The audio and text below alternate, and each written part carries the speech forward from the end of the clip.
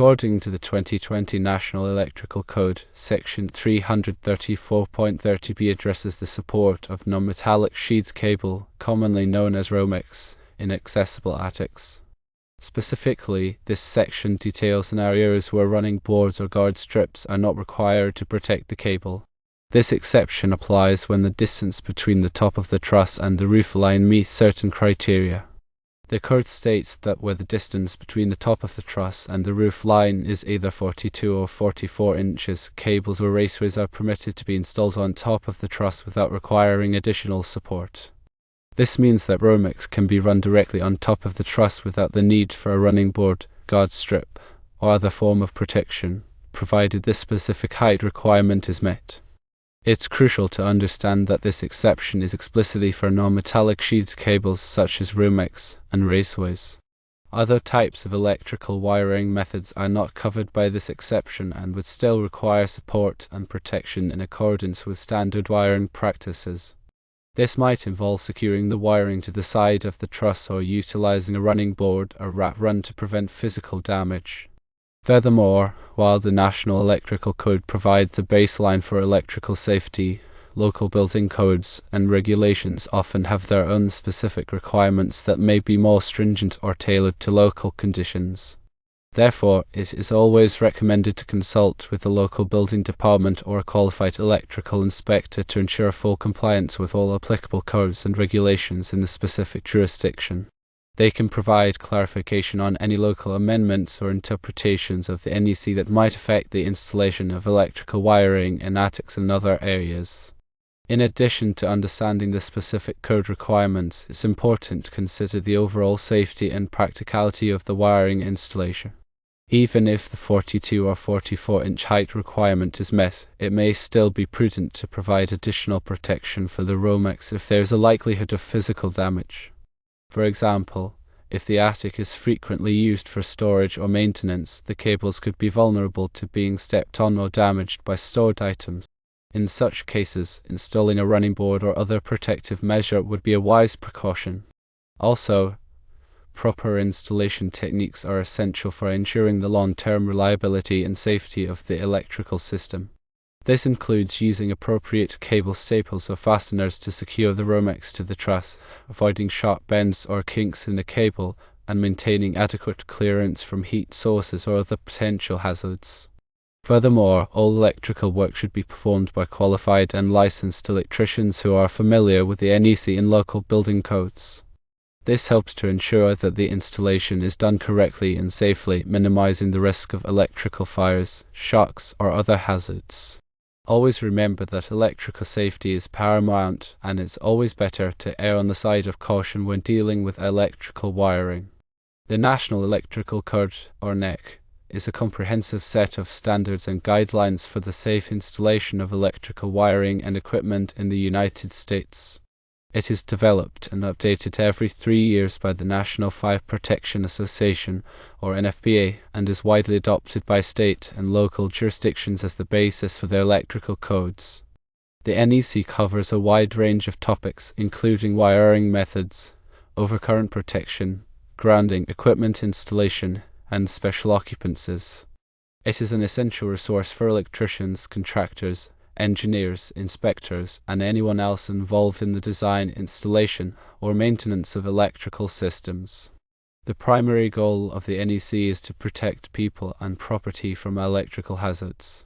It achieves this by establishing minimum safety requirements for electrical installations based on accepted engineering practices, research, and field experience. Compliance with the NEC is not only a legal requirement in many jurisdictions, but it is also a fundamental aspect of ensuring electrical safety and preventing electrical accidents. The NEC is organized into chapters, articles, and sections, each addressing a specific aspect of electrical installations. It also includes numerous tables, examples, and illustrations to help clarify the requirements and provide practical guidance. Some of the key topics covered in the NEC include wiring methods, such as the types of cables and raceways that are permitted for different applications, overcurrent protection, such as circuit breakers and fuses, which are designed to protect electrical circuits from overloads and short circuits, grounding, which is the process of connecting electrical equipment to the earth to provide a safe path for fault currents. Equipment installation, which covers the proper installation and connection of electrical equipment, such as lighting fixtures, receptacles, and appliances, and special occupancies, such as hazardous locations, healthcare facilities, and swimming pools, which have unique electrical requirements. In addition to the technical requirements, the NEC also emphasizes the importance of proper workmanship and qualified personnel. It requires that electrical work be performed by qualified individuals who are trained and experienced in electrical installations. It also encourages the use of quality materials and equipment that are listed or labeled by recognized testing laboratories. The NEC is constantly evolving to keep pace with new technologies, changing industry practices, and emerging safety concerns. The NFPA solicits input from a wide range of stakeholders, including electrical contractors, engineers, manufacturers, inspectors, and consumers, to ensure that the NEC remains relevant and effective. The NEC is not a static document, and it is important to stay up to date with the latest edition to ensure compliance with current requirements. In addition to the NEC, many state and local jurisdictions have their own electrical codes that may be more stringent or tailored to local conditions. These codes may incorporate the NEC by reference or may include additional requirements. It is important to check with the local building department to determine which electrical codes are in effect in a particular area. Compliance with electrical codes is essential for ensuring electrical safety and preventing electrical accidents. Electrical hazards can cause serious injuries, including electric shock, burns, and even death. They can also cause fires and property damage. By following the requirements of the NEC and local electrical codes, it is possible to significantly reduce the risk of electrical hazards and create a safer environment for everyone.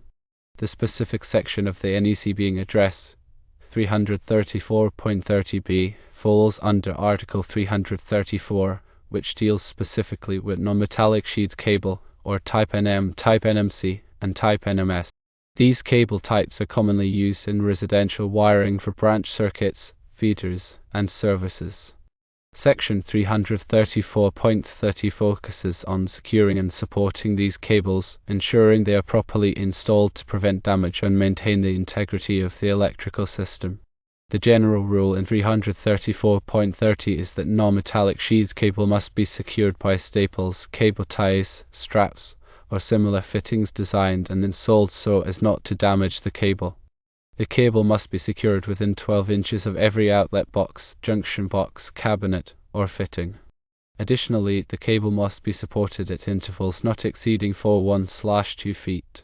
This ensures that the cable is properly supported along its run, preventing it from sagging or becoming damaged. However, there are exceptions to this general rule, and 334.30b is one of them.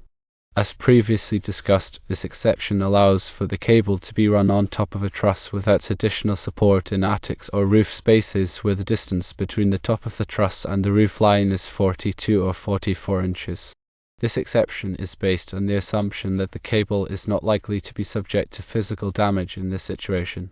However, it is important to note that this exception only applies to non-metallic sheath cable and raceways. Other wiring methods, such as metallic conduit or armoured cable, would still require support in accordance with the general rules of the NEC. Furthermore, it is important to consider the specific installation conditions when applying this exception. If the attic is used for storage or is likely to be accessed for maintenance, it may be prudent to provide additional protection for the cable, even if the 42 or 44-inch height requirement is met. This could involve installing a running board or guard strip to protect the cable from physical damage. It is also important to ensure that the cable is properly protected from chafing or abrasion where it passes through framing members or other building materials. This can be accomplished by using bushings or other protective devices. In addition to the NEC requirements, it is important to follow the manufacturer's instructions for installing non-metallic sheath cable. The manufacturer's instructions may provide additional guidance on securing and supporting the cable, as well as other important installation considerations.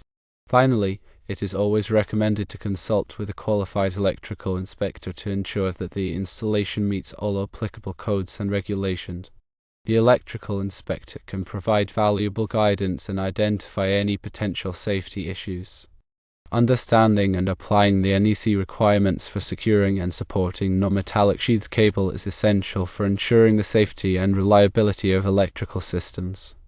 By following these requirements and considering the specific installation conditions, it is possible to minimize the risk of electrical hazards and create a safer environment for everyone. In summary, when dealing with Romex wiring on trusses, remember firstly to check the distance between the top of the truss and the roof line. If it's 42 or 44 inches, the NEC permits running Romex directly on the truss without additional support. Secondly, this exception applies only to Romex and raceways. Other wiring methods require standard support. Thirdly, local building codes may have stricter requirements, so always verify with your local building department. Fourthly, consider the attic's usage. If it's used for storage or maintenance, provide extra protection for the Romex, like a running board. Fifthly, use proper installation techniques, including appropriate fasteners and avoiding shot bends. Sixthly, consult a qualified electrician for any electrical work to ensure compliance and safety. And seventhly, prioritize electrical safety and follow the NEC guidelines and manufacturer's instructions for a safe and reliable installation. Remember that adhering to these guidelines ensures the integrity and safety of the electrical system, protecting both people and property from potential hazards. The National Electrical Code serves as the cornerstone of electrical safety, providing a comprehensive set of standards for electrical installations.